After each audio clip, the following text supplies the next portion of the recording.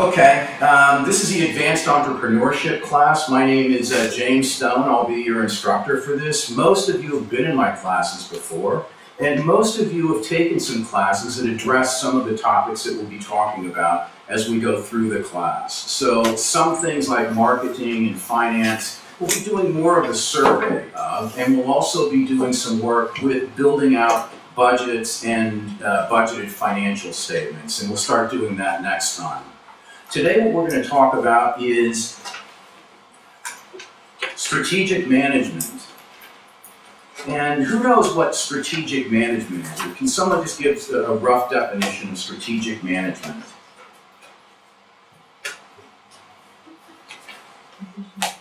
It is maybe developing a plan to drive a company to reach its goals and objectives. Good. Okay, so it's developing a plan to help the company reach its goals and objectives. That's a good definition. And there are a lot of definitions. One is it's matching the opportunities and threats in the external environment with the strengths and weaknesses of a particular company or organization. So we'll be talking about how that works here shortly. And let's just look initially at the strategic management process as outlined in our textbook, Effective Small Management and Entrepreneurial Approach, which everybody should have here. So, first step, and we spoke about this last time, is develop a vision, translate it into a mission statement. And I'm not going to spend a lot of time on this, but what's a vision? General idea. It's a general idea for a company or an organization. And what's a mission statement? It's your final goal. It is kind of. Okay, so a mission statement generally will discuss what business you're in, it outlines what business you're in, and some of the values of the business. And mission statements have a number of benefits. They help to coalesce people who work for the company and suppliers and other partners around the vision of the company. Some of us are familiar with lifestyle brands, and we have good feelings about those brands, right? So how many of you have a good feeling about Apple? Okay, a lot of people. How many of you have Apple products? Probably one way or the other, most of us. How about Harley Davidson? Anybody positive feelings about Harley Davidson? Yeah, it's surprising, but in my country, it's one of the few brands where people will,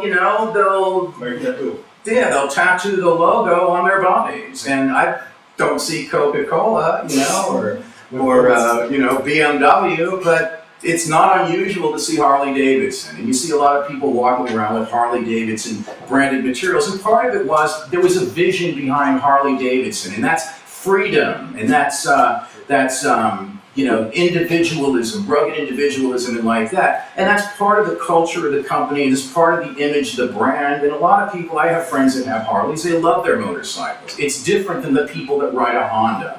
And I don't have their mission statement, but part of that mission statement was to give people freedom, right? Okay, and we read the mission statement from Fetzer Wines last time. And so what it does is it says, this is a business we're in, these are the things that matter to us as a company. And that helps drive the business too, because let's say that your part of your mission statement is highest quality wines. That means you're not going to use poor quality grapes. Everybody knows that. If there's a batch of poor grapes, they don't go into the wine. You sell them to somebody else. Okay, so let's move on. Then you assess strengths and weaknesses. We talked about this a bit last time as well. What are strengths and weaknesses? Internal factors of the company.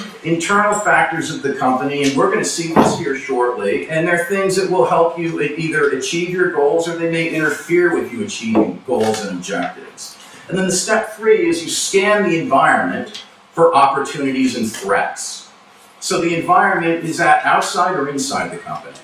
External. External factors outside of the company. And remember that when you're doing your SWOT analysis, if you're talking about strengths and weaknesses, you're talking about things within the company. If you're talking about opportunities and threats, you're looking externally. And we'll look at how that's done. And then identify key success factors for the industry. So those are things that you can measure different competitors against. And also key success factors for your company, because there are certain things your company is going to need in order to be most successful in its competitive environment. Okay, So we mentioned strengths before, positive internal factors that contribute to accomplishing the mission, goals, and objectives. Name a company and name a strength.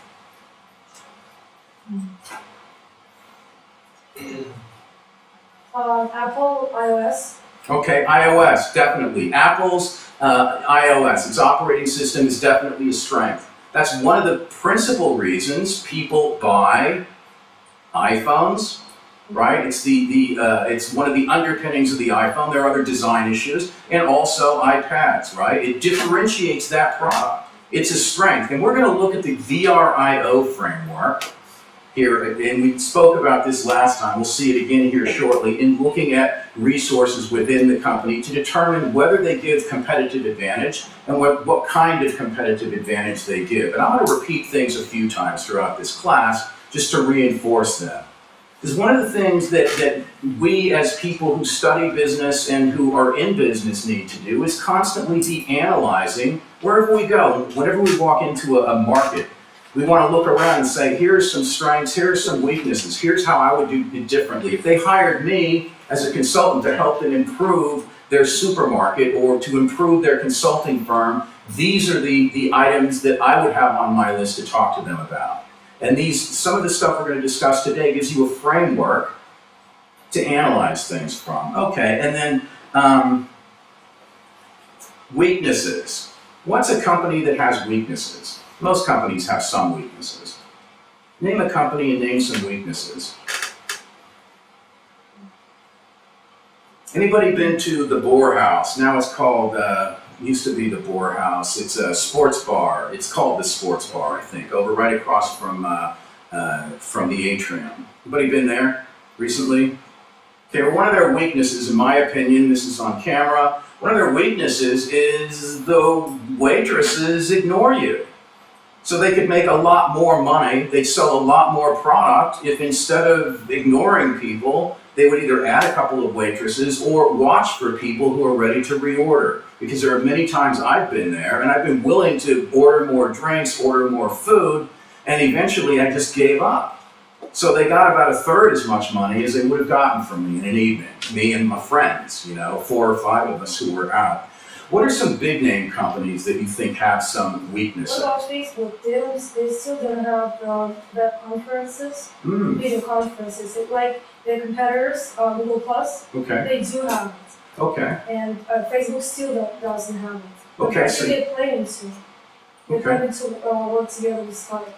okay, I interesting. think for this huge company that has 900 million subscribers, it's a huge weakness. Okay. To have the video conference. So if you were to talk to them, you'd say you're 100%. behind on getting the video conferencing in. 100%. Okay. And do you think people would switch from Facebook to other suppliers? Google Plus has around 100 million now. Okay, So it's good. like potential 100 million people for Facebook, but they lost them. Okay, or they're starting to It was migrate. an conceivably. yesterday. Okay, good. So we've talked a bit about strengths and weaknesses. I want to mention before we go on.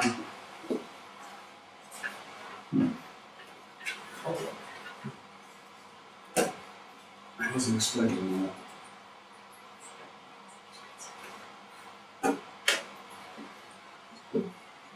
Okay. I want to mention one of the people who has been a pioneer in developing business strategy has been Michael Porter. And 3 of the tools that we're going to be looking at today are the corporate value chain, the Porter's 5 forces, the competitive forces that help determine the attractiveness of an industry, and also 3 generic strategies, which you should have run into actually in previous classes. So we will be discussing those as we go through the evening.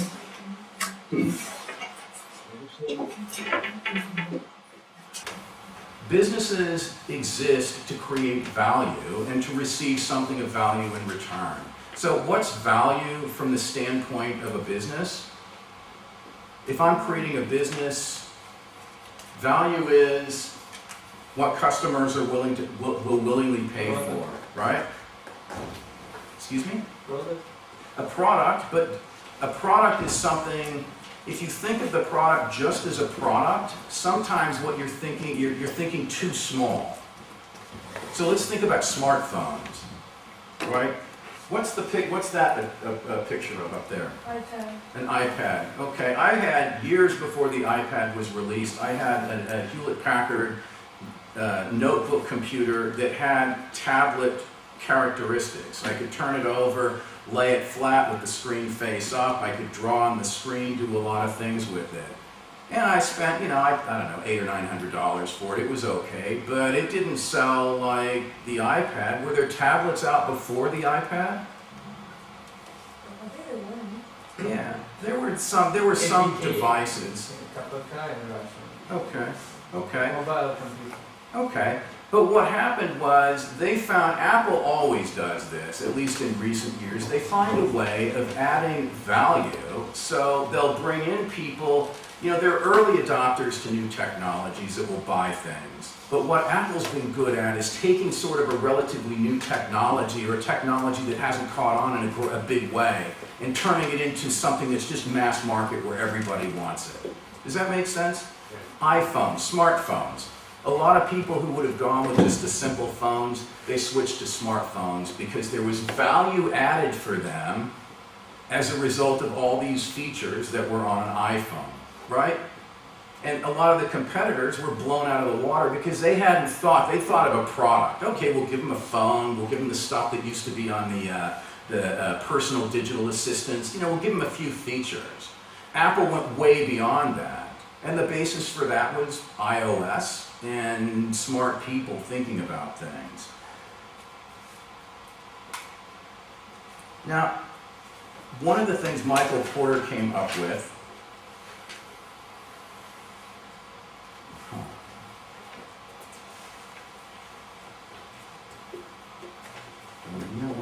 can we stop for just a second? Okay, so Michael Porter, as an academic, decided to look at what companies do, what activities they engage in that add value, things that the customers are willing to pay for, and the activities the company engages in that are support for making sure that these activities that add value can exist. Now it sounds kind of theoretical, but it makes sense when you think about it. People are willing to pay for, let's say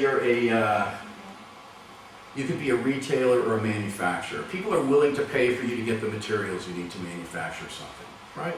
So they're willing to pay for inbound logistics. They're willing to pay for manufacturing the product. They're happy to pay for that. Or for refining the oil and creating new products. They're willing to pay for you to ship something out. They're willing to pay for marketing and sales because that helps build the brands, and we'll talk about that. And they're also willing to pay for service. They're happy to build that in. But if you're spending a lot of extra money on transactions to procure things, they're not so happy about that if that drives up the price. And what happens if your price gets too high and it's a product that other people can produce? Nobody buys. Either people buy less or competitors come in and they say, hey, I can procure, I can manage this process cheaper than anybody else. And also, I can reduce the cost of the primary activities. That's Dell Computer. Where did Dell Computer start? It was in a dormitory. Yeah, Michael Dell was in college, and what he did was he would take orders for computers to build computers, and he'd take the money, and then he would, at least this is the mythology, he would take the money, he had the money before he actually had people build the computers, and then he would ship them. So he didn't have a lot of inventory and other things. So what Dell Computer has a very lean value chain, and they've been able to reduce the costs of some of the support activities. They've also reduced the costs of the primary activities for them. And that's why I could buy a Dell computer for about $800 less than I could buy any other computer the last time I bought a Dell, the only time I bought a Dell, at that time when I was visiting California. I think that was 2007. Exact same components, but it was $792 less than from any other vendor that I could find and I was in Silicon Valley. Okay, one of the things that's important here is marketing and sales. And this is one of the things that gets overlooked often in Russia. For some reason, a lot of Russian companies don't think advertising and other marketing activities really matter. And they don't seem all that willing to put a lot of money into them. They don't know how to do it. That's part of it. And so that's an opportunity for a lot of you in here in the future, right? But they have to be convinced that it matters, but marketing does add value. These are some brands that are really, really good at marketing. And we see a couple of lifestyle brands, you know, brands that say something about you as a person when you use their products. Apple is considered a lifestyle brand. Harley-Davidson is considered a lifestyle brand. Starbucks, maybe to some extent, excuse me? Nike, yeah, Nike, okay, and I didn't have them on here, I just found a few. Hugo Boss, it says something, you wear a Hugo Boss suit, it says something about you, right? But these are people and companies who have designed products that other people could design something similar, but people have a real affinity for them, right? And part of that, a big part of that is just really good marketing. And we could have BMW and a lot of other companies on there. So one of the things that's a purpose for value chain analysis, or a few of the things, are first of all, determining where you actually add value to customers. And one of the things we'll talk about in the future is controls, and looking at how much you're spending to do certain activities. And that's important, particularly with the new WTO world that Russia's about to enter. But ensuring that you're actually adding value for customers and other stakeholders. Who are other stakeholders for a company? Everybody who's involved in The investors? Yeah, everybody who's involved. So it can be the investors, their stockholders and stakeholders or shareholders. Okay, it can be the local community, it's customers, it's workers, it's a lot of people. It's people who are affected by their success because it might determine whether there's going to be there will be other businesses that are effective in the community. Another part of it is eliminating unnecessary activities. Now this is something, there's going to be a lot of this in companies in Russia coming up. Historically, and you can talk to some of my colleagues here who work with human resources, and they'll tell you a lot of these companies are saying that, yeah, you know, we've got people, we've filled the slots, but we're really not getting much done with the people, right? They're not all that productive. So a lot of companies in the new WTO world for Russia are going to start looking at what activities are unnecessary. They're going to start walking through all the processes of the company. And so that's one of the things you can be thinking about as you're doing value chain analysis for your company ideas, but also as you're looking at your own company and other companies, right? Okay, and then reducing costs, very important. We talked about this a bit last time, and this is the VRIO framework. It's considered a resource-based approach to looking at the company's strengths, principally strengths, right? And so what you do is you look at resources that the company has, and it can be certain departments, it can be patents, copyrights, it can be the CEO. It can be a chief information officer, it can be any number of things. And what you do is you look at a lot of these different resources that are important to the company, and you determine, first of all, are they valuable? If they're not valuable, then they're a disadvantage because you've got a resource that has no value. What are you doing with that? Make sense? If it is valuable, but it's not rare, then you've got a resource that gives you parity with competitors. Parity means sameness, right? Equality. Okay, I mentioned an example last time. What was that when we talked about parity? America, a hamburger stand, right? Now I could go out and start a hamburger stand. I could sell hamburgers. Is that valuable? Yeah, will customers pay for it? Yes, but is it rare? No. I mentioned McDonald's, a Big Mac. Is that valuable? Yeah, they sell billions of them. Is it rare? Yes. Yeah, it's protected by patents, right? And so people go there, they're jonesing for a McDonald's hamburger. How many of you like McDonald's French fries? Anybody?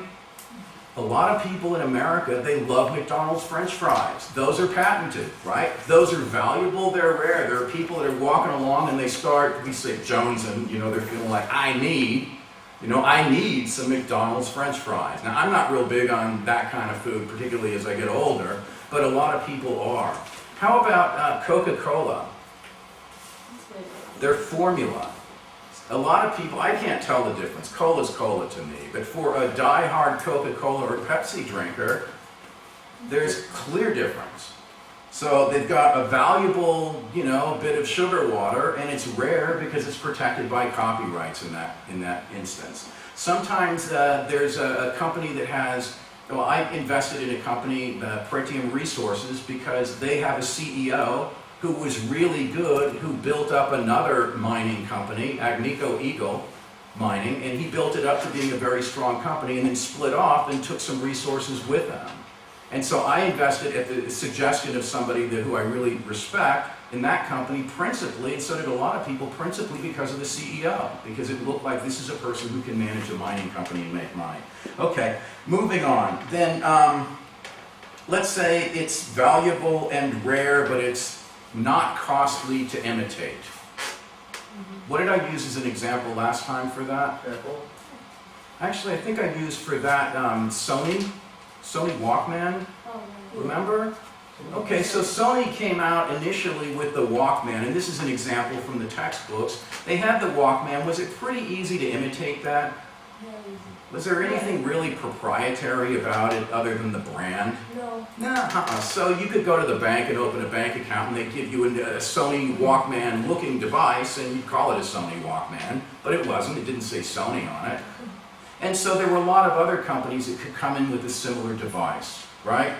So it was easy to imitate, but some people still paid more and they bought Sony. And we'll talk about differentiation strategy a bit later. Okay, so it has temporary advantage. Sony eventually had to lower its prices some for the device because there were other devices and people started getting price sensitive about buying a portable tape recorder. Okay, and then finally, if it's valuable, rare, and costly to imitate, and you are organized to take advantage of it, an iPad, a Harley Davidson, right? The design of the motorcycles, then those are, and the brand and a variety of other things, then those are things that can give you sustained competitive advantage. Does that make sense? Okay. So one of the things you want to look at is what do the competitors have as you're looking into your business? Do they have anything that gives them, do their resources give them sustained competitive advantage? And are there any things about your perspective company that could give your company sustained competitive advantage? Okay, let's talk about the next step, which is, this was internal analysis looking at strengths and weaknesses, evaluating resources, value chain analysis for the corporate value chain. Let's talk about external analysis. And we talked about external analysis helping us to determine what the opportunities and threats are. It also helps to determine if there are above normal profits likely in an industry that you might enter, or if you're already in the industry, whether you should stay. What industry did IBM get out of in the last several years? It's one they helped build up. Anybody remember? Emergency office. That I'm not sure of, but I was thinking personal computers. They sold off their ThinkPad line to Lenovo, and as far as I know, they sold off their whole personal computer line to Lenovo. And they got out of that business. They still do servers and other types of higher end computers, but they decided that there was so much competition that the margins were too low. So they didn't want to compete there. They thought they could make better margins in other businesses, including consulting, design of whole systems, and servers and that kind of stuff. Okay, so it helps you to see if there are above normal profits likely in an industry. It also helps you to understand the competition in the industry. What's it like? And are you going to be able to survive that competition? Are there threats and are there opportunities? And also, you can make better choices strategically. Now, we talked last time also about the industry value chain. Remember that? Yeah. Okay, and what's the idea of the industry value chain?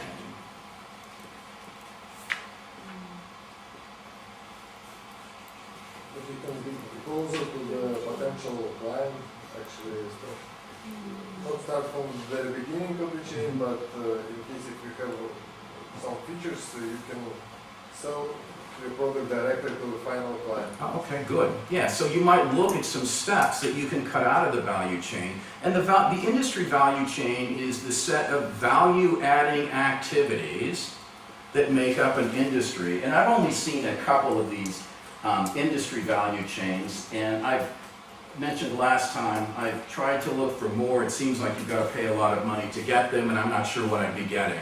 So most of our students, when they're doing their diploma papers, they estimate or they try to determine what the industry value chain is for their particular business, and I usually give them some advice too. But I haven't ever run those past anybody else to see what they think. But notice here, for the petroleum industry, it starts with exploring for crude oil. Now most of us don't want to go doing that, right? We're going to pay somebody else to do that. We're going to pay somebody else to drill for the crude oil. We're going to also pay somebody else to pump it, ship it, buy it, refine it, sell the refined products to distributors, and ship the refined products. We're down here at the retail end, most of us, right? Now there are some companies that are fully integrated. They do all of this stuff, right? And there are some companies that just do one part of it. There are companies that buy crude oil and resell it, just like there are companies that buy energy and resell it. They're middle people. That was Enron. Enron was an energy purchaser. They started out as a natural gas company, but they were a middle person. So in some cases, there are still small companies that are just buying or refining crude oil. As you look at your business, you want to know where you want to know the whole value chain for your industry, but you also want to know what steps in the value chain your industry is competing in. And you may be competing against giants who are fully integrated, or you may be competing principally against people, you may be a niche player, right? Principally competing with people at the same level. You know, there might be other companies. And one of the things about a value chain, too, is it tells who the suppliers are and who the customers are. So if I'm pumping crude oil, my suppliers might be people drilling, right? They come, they drill, and then I set up my pumps. And my customers are going to be people who are buyers of crude oil if I'm a small operator. Now, this is a pretty consolidated industry.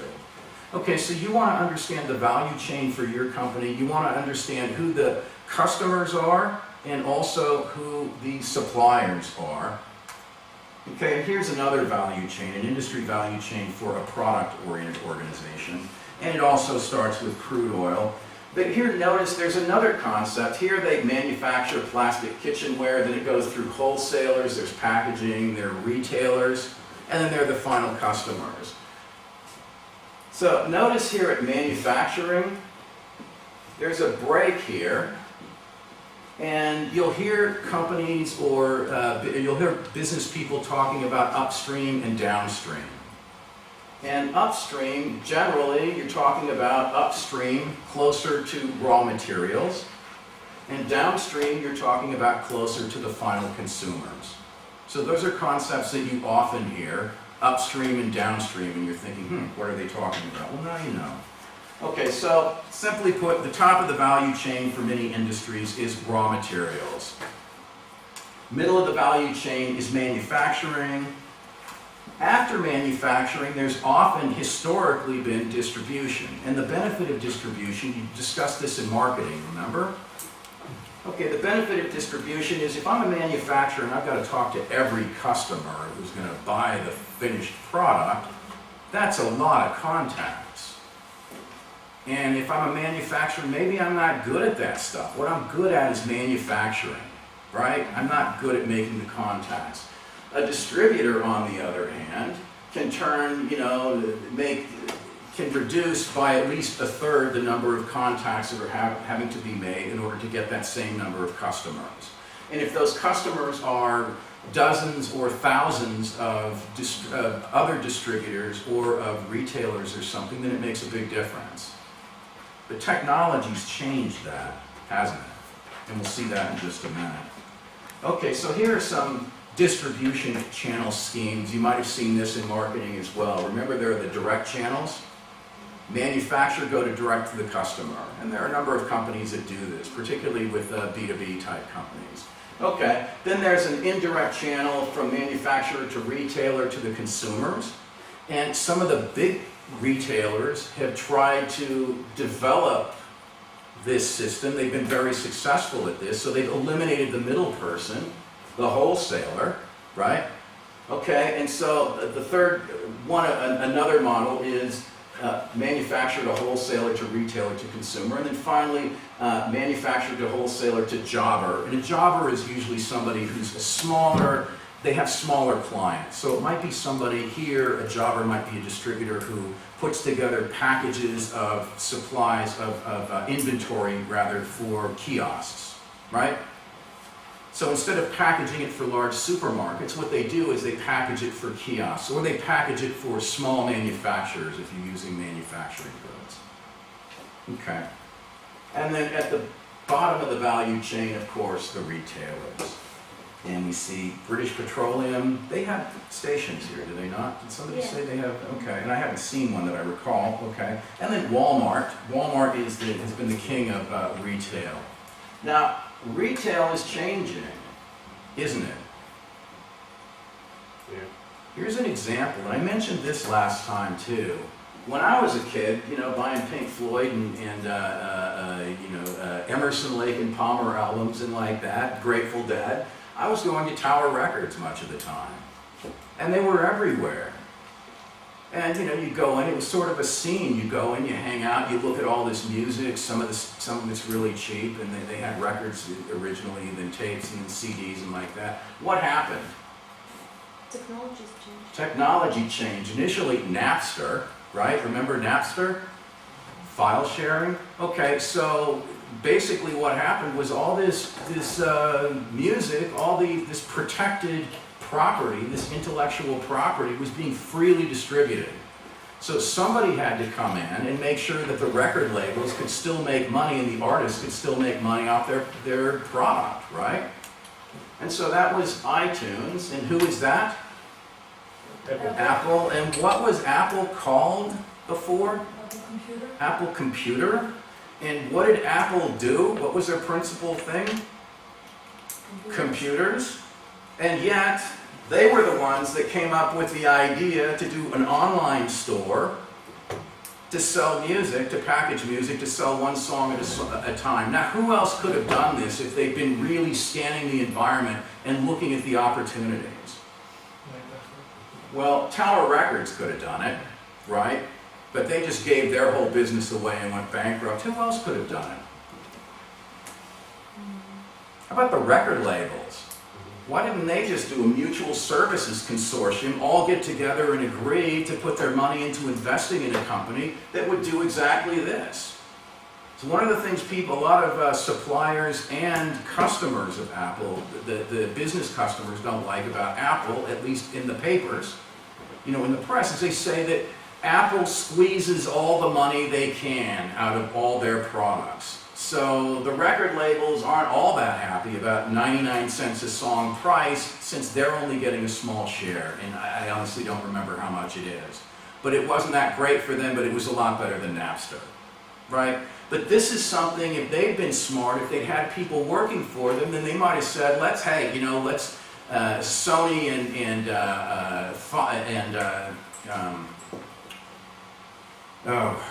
Capitol and some of these other records companies, they might have gotten together and just set up their own store, right? And sold direct. These opportunities were out there, but now what's the point? What's the point in competing with this? What else did Apple do that was smart with iTunes? App Store. Okay, they've got an app store now. The other thing they did, when I became familiar with iTunes, principally because I got an iPod. And so my iPod it's one of the first, it's either the first or second year, and I've got 30-some days of lectures and music and other stuff on it. You know, it's great. But I use iTunes to synchronize with it, and I use it for listening to music and some other things as well. Anyway, the point was retail's changing. So what we're seeing is what's called disintermediation. a lot of the middle people are being removed. And so if you're going to be a middle person, if you're going to be a wholesaler or even a retailer now, you have to add some value for the customers. So, new economy, new value chains, fewer levels in the value chains, fewer companies, and a big focus on corporate value chains, reducing costs, reducing unnecessary activities. Okay, we talked a bit last time about environmental scanning. Remember PEST? What does that stand for? Political, economic, social, and technology. Okay, political issues that might affect an industry, economic issues that might affect an industry, socio-cultural industries, and there are different ways of saying this, and technological factors that might affect an industry. We saw some technological factors earlier. Those were also impacted by some sociological factors, right? iTunes could exist because people were buying computers and iPods. The record industry would have had no problem if nobody had computers, right? But suddenly people had computers. They were also going on the internet. And I got on, like personally on the internet in 1995. And I was not an early, there were people before me, but I was sort of on the big wave going in. My mom was on by probably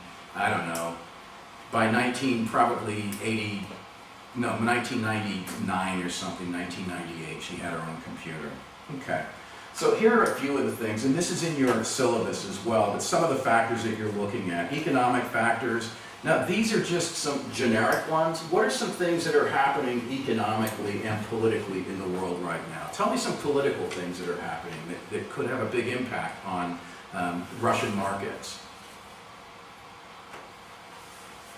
How about WTO? That's political. Will that have an impact? Yeah. What are some of the impacts that can have? Unpredictable, unfortunately. The president election, like in France. President election. That's another political thing, but let's just talk about WTO, accession to WTO. What are some obvious things that are probably going to happen? Reducing the price for the imported goods. Reducing the price of imported goods, which means people may buy more foreign goods, which may or may not be a good thing. Now, if you can be a distributor of those and not be cut out, then maybe that's a good thing. But if it's possible to buy foreign goods relatively direct, then maybe that's not a good thing, right? If you can cut out some of those layers because there's not that much money, there's not that much added value that's it's being paid to people in Russia, right?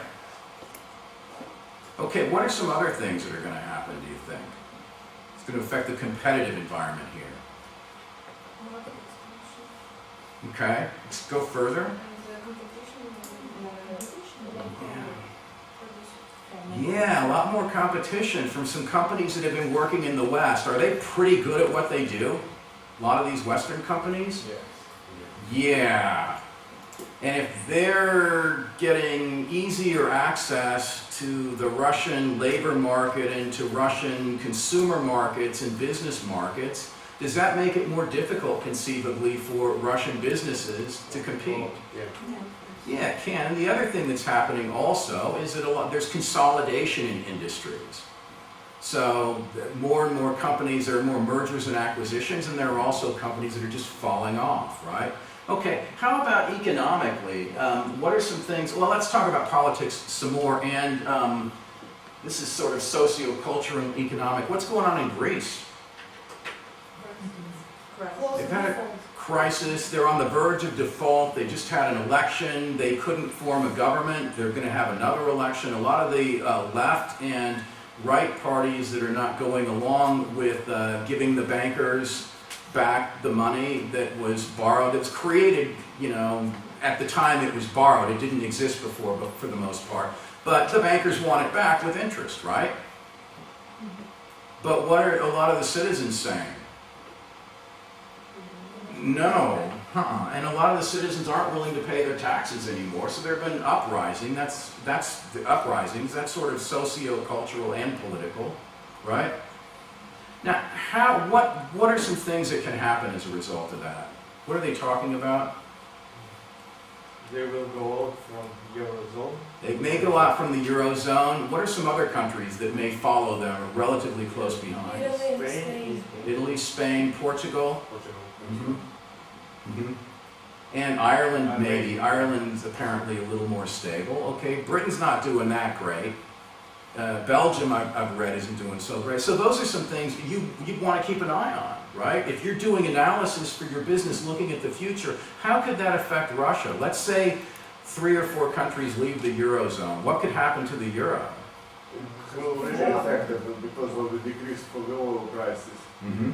You know, because of unpredictable situation in the Europe, there is always a decrease in demand for the oil, and this was the direct reaction of the Russian market to these events in the Greece. Okay, good. So already the Greek crisis and the crisis in the pig nations, which are the Portugal, Ireland, Italy, Greece, Spain, that's already impacted the demand for oil from Russia. Yeah, and in addition to it, as a second step, all Russian blue chips went down. Okay. Yeah, and we're seeing, things I'm invested in aren't looking so good now. The stock market's going down. That means I have less wealth, right? And gold and silver, I'm invested in that. That means I have less wealth, at least on paper. I haven't sold it, so, you don't realize it. But that affects me. And that affects a lot of other people. The dollar's gone up a bit against the euro. The dollar's gone up again a bit, at least I haven't looked for a few weeks, but it's gone up a little bit against the ruble as well. Because apparently, for some bizarre reason, people are buying dollars. They're leaving, I guess, the euro, or at least that's what we would be led to believe. Okay, so those are some political things that might affect this market. And if you're going to start some businesses, what you may want to do is look at starting businesses that are going to be purchased by other Western businesses that are going to come into this market. Who was a restaurant holding company that did that here in Russia? KFC. Yeah, KFC, which was Raw Center, right? Raw Center, they did Raw Sticks, and it was quite successful. I don't think I was ever at a Raw Sticks where I didn't wait in line. And they were quite successful, and they were able to sell it to KFC. They tried to get a deal with KFC, 15 years ago, and KFC wasn't interested? Well, they bought them. And sometimes that's what you do. You build the business to sell it to somebody else. I often thought that's what Shokolovnitsa was probably trying to do with Starbucks, because they bought up all these good locations, which was typically what Starbucks would do. So I thought maybe they were trying to get bought. It doesn't appear. Okay, then there are socio-cultural things. What are some, how about in the food industry? What are some things that are happening here related to food?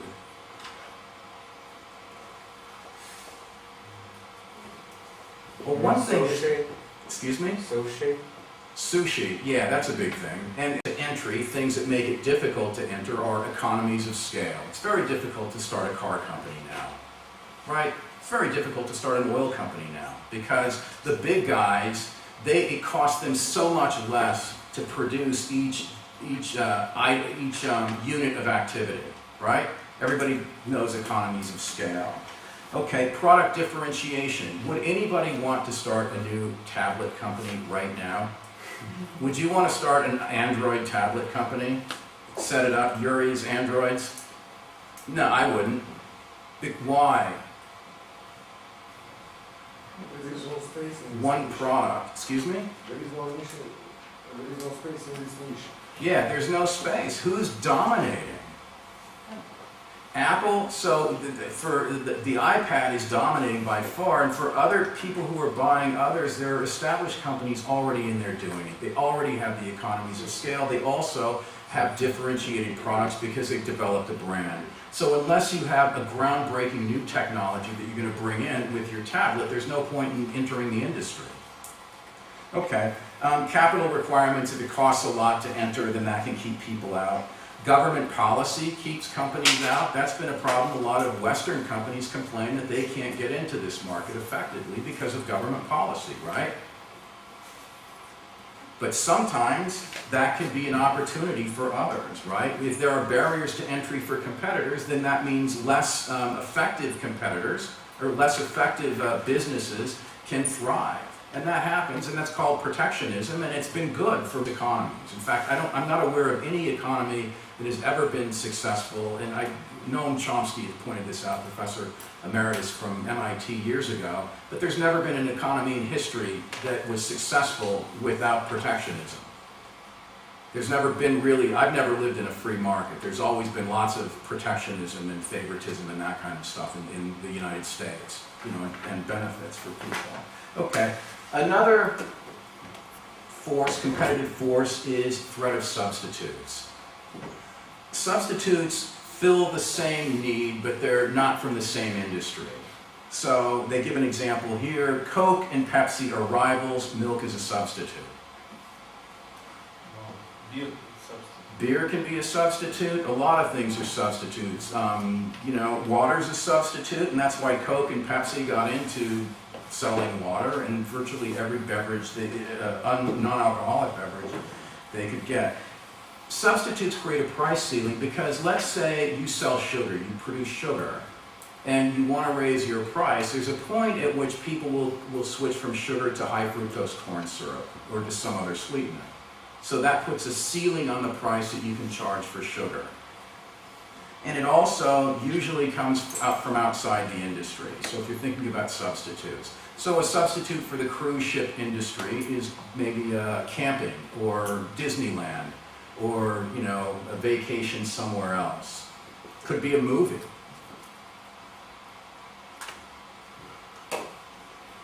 Another competitive force is bargaining power of buyers. And if a buyer's powerful, if they purchase lots of the products from their suppliers. So Walmart can push down their cost for products from Procter & Gamble and others because they buy in large volume, right? They have power. And they can determine whether products will even be on the shelves. And what they've been able to do is get a lot of people to come to their big box stores. And so you want to be in Walmart if you're manufacturing most things, right? Okay. If they can integrate backwards, then they have power. What does it mean to integrate backwards? You see the value chain in your syllabus there? Well, for example, if you just sell oil, you can go back and grill. Exactly. And, Precisely. extract, So if your customer can start doing your business too and cut you out, then they've got power. So you need to keep them happy. Okay, and you can read some more of these. If it doesn't cost much to change suppliers, then they've got power. They can start playing suppliers off against each other and getting the best deal. You see that, I've seen that in consulting, where we were battling with other consulting groups and we started lowering our prices, and pretty soon, actually what they did in one case was gave their friend, who was a solo person, the same rate they would have had to pay KPMG, which has all this overhead, so he was real happy. Okay. And if the buyer earns low profits, if they don't have much margin, then they have power because they'll just stop buying from you if you raise your price. Okay, kind of the opposite of that is bargaining power of suppliers, and it's high if there are just a few companies, but they sell to a lot of people. So they can have consortiums, and they can have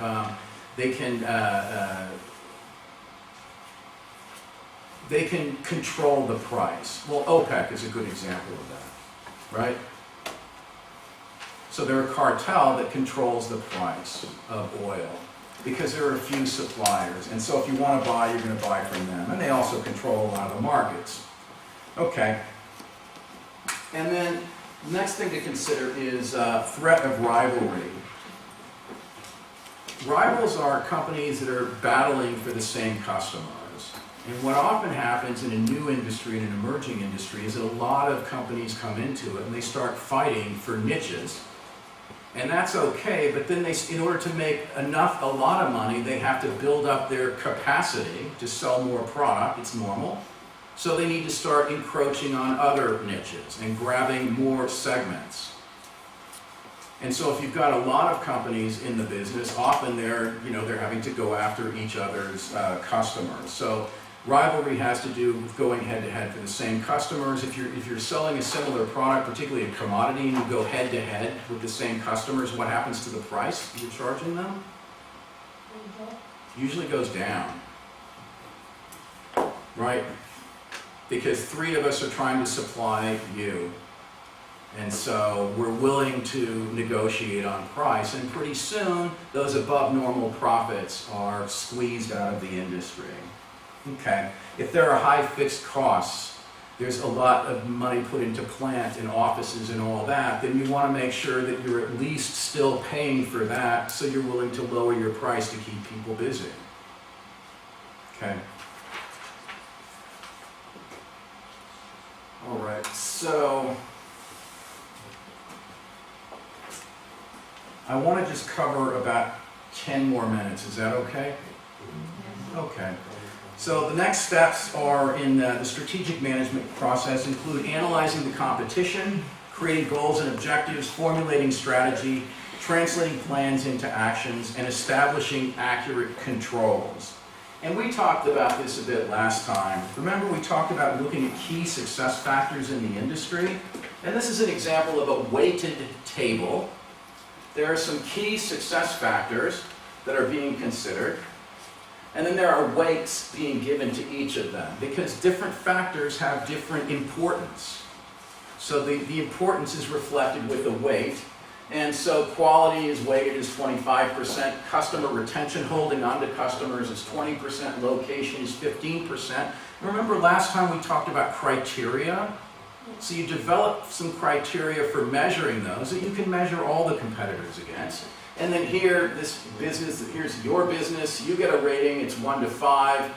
4 is pretty good, or maybe it's 1 to 4. Usually 1 to 5 is good because 3 is a middle value. Okay, so 4 for you, and then you multiply the weight times the rating, and that gives you the score. And then what you do is add up the scores, and that gives you the weighted score overall. So competitor 1, they don't do so well against your company. You're 3.6, they're 1.95. Competitor 2, however, is kind of taken up the rear, right?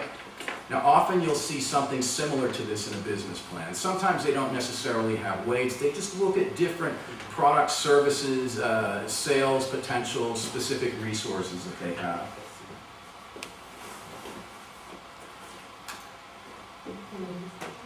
Okay, then you also create company goals and objectives.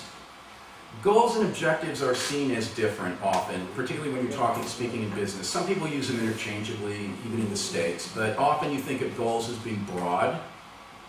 We want to be profitable within a year. Objectives are more specific. And so we want to show 10% net profit by the end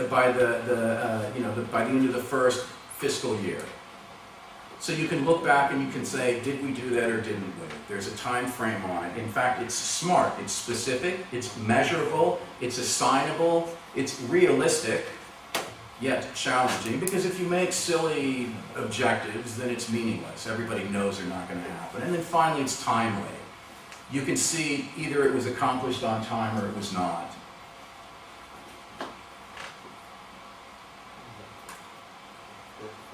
So you set some objectives, then you need to determine how you're going to make them happen. And that's strategy. So you develop a plan for how to make it happen.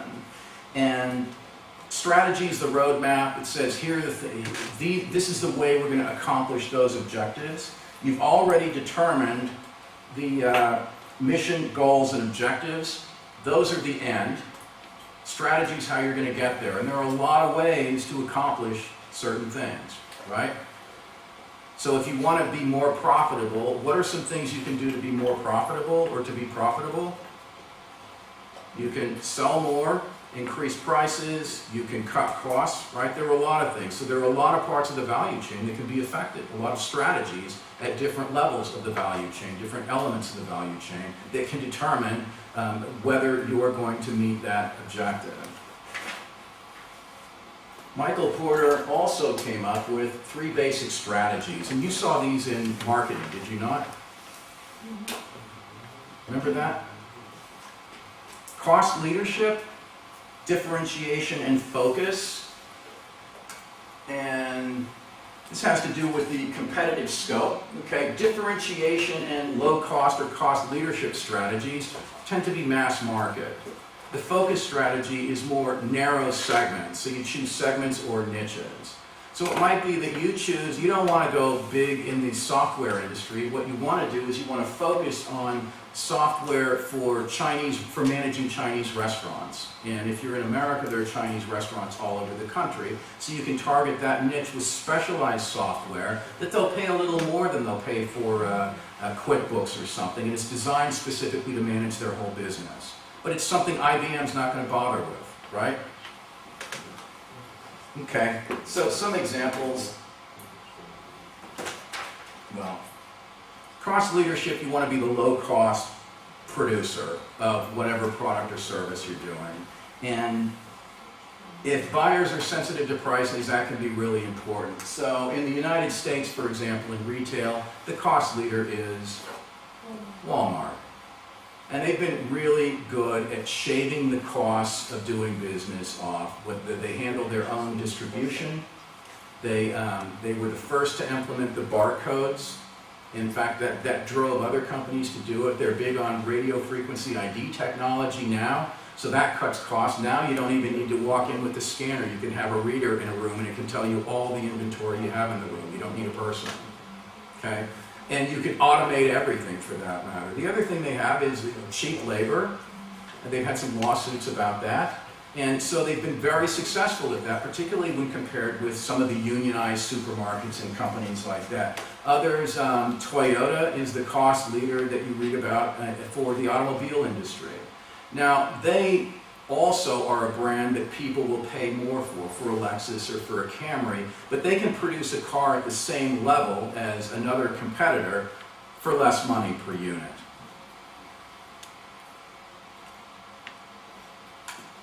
Okay, then differentiation. iPhone, Apple with the iPhone, the iPad, Bentley,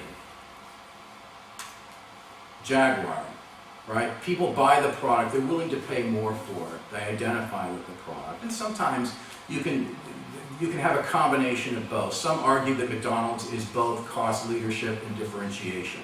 Clearly, they're the cost leader when it comes to delivering food products in that price range. They can do it cheaper than anyone. But at the same time, some people think that their products are differentiated. They'll pay for a McDonald's hamburger or a Big Mac. Okay, and then focus strategies. You select a niche, you select a segment or a few segments, and you focus on them. So it might be, instead of being a clothier for women in general, you're a clothier for college-age women who are hipsters, or professional women going into their first jobs, right?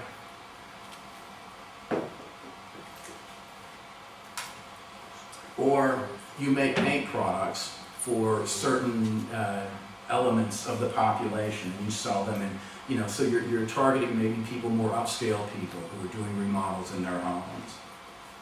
Okay, and then finally, you have to turn the strategies into action plans. So you've decided you've got a particular strategy, and you've determined that you want to accomplish certain objectives. That's the purpose of the strategy. Then you have to put together action plans. And those are going to affect every unit, every part of the value chain in your company. Each unit is going to have their own action plan, and they're going to have a purpose for what they're trying to accomplish. They're going to have a scope. What do I mean by scope?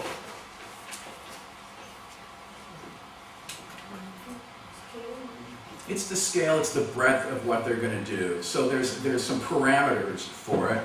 There's also, you need to know who's contributing what money's going in, how many people are going to be involved, what materials are needed, what connections with suppliers and others are going to be needed, what outside partners are going to be needed, who's contributing, what are the resources, and then the timing, when will things occur.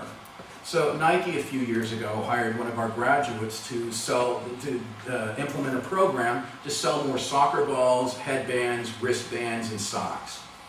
And so they put together a program, and they had a program plan for this. And what they wanted was for the big sports shops to put up displays, and they gave bonuses to the salespeople, and the top salesperson got a free trip to a sporting event somewhere in some other part of the world. I don't remember what it was.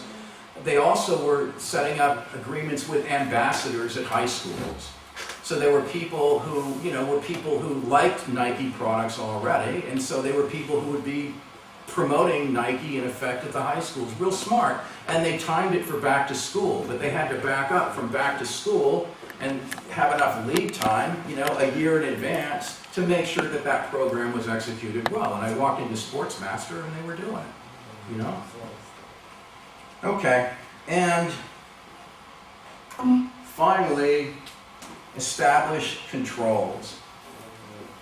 So you need to evaluate how you're doing. It's important to have some milestones along the way, things that you expect to accomplish, so you're not waiting for the whole year, the whole program to end, but you should expect certain activities to be accomplished in certain time frames, certain states of being to exist in certain time frames. And if they don't exist, then you need to adjust. And so what you're doing is you identify and track key performance indicators, KPIs, to see how you're doing. And then if you need to, you take corrective action. Sometimes you were measuring the wrong things. Sometimes you were too ambitious or not ambitious enough. And sometimes you need to address the human beings who were involved in some of the processes. So that overall is the strategic management process. Any questions? Okay, thank you. We'll take a break now, and if